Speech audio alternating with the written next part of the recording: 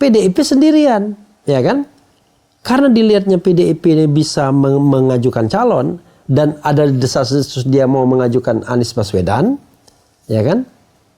Ya muncullah kemudian RUU Pilkada yang kemudian didemo orang rame-rame kemarin tanggal 22 Agustus. Jadi begitu tanggal 20 putusan MK, tanggal 21 rapat Badan Legislasi langsung selesai perubahan itu, dan perubahan itu materinya mengubah putusan MK. Makanya ribut tanggal 22 kemarin. Oh, itu sudah disetujui bahkan? Sudah disetujui di Balek, Badan Legislasi. Tinggal paripurna. Tanggal 22 tuh tinggal paripurna.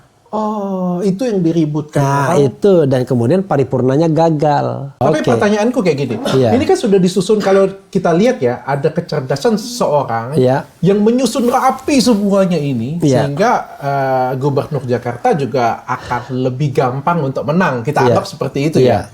Kita anggap kondisinya seperti itu kalau memang ada sosok orang yang cerdas di belakangnya untuk berpikir seperti itu ya. Supaya ada satu sosok orang nih yang gampang sekali untuk menang. Tapi kok tiba-tiba muncul nih MK ini? Kita ini sistem pemerintahan presidensial. Dalam sistem pemerintahan presidensial itu, presiden itu adalah primus inter pares, number one, nomor satu, orang nomor satu. Kenapa dibilang orang nomor satu? Memang iya, karena dia tidak hanya sebagai kepala pemerintahan.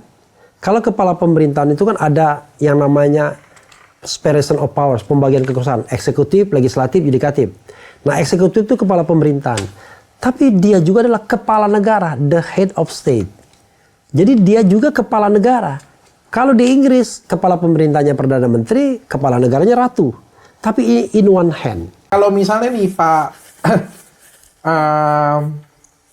Ahok nih kita majukan nih, peluang untuk menangnya bagaimana? Begini. Kalau kita bicara gradasi peluangnya dulu ya, pasti peluang Anies lebih besar dibandingkan Ahok. Itu udah pasti ya. Nah, berarti peluang Ahok itu akan lebih tough untuk menang head to head sama Ridwan Kamilnya. Jadi sebenarnya kelemahan Ahok itu adalah faktor sentimen. Pertama, orang itu barangkali punya kasus juga yang bisa disandra. Ya kan?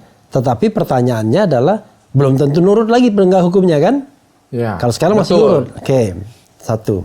Yang kedua, resources. Financial resources misalnya. Nah, kalau bohirnya dia gimana? Kan tetap nurut. Nah, cuman memang tidak ada jaminan, siapa tahu yang baru ini pun balelo. Dia cari patron baru.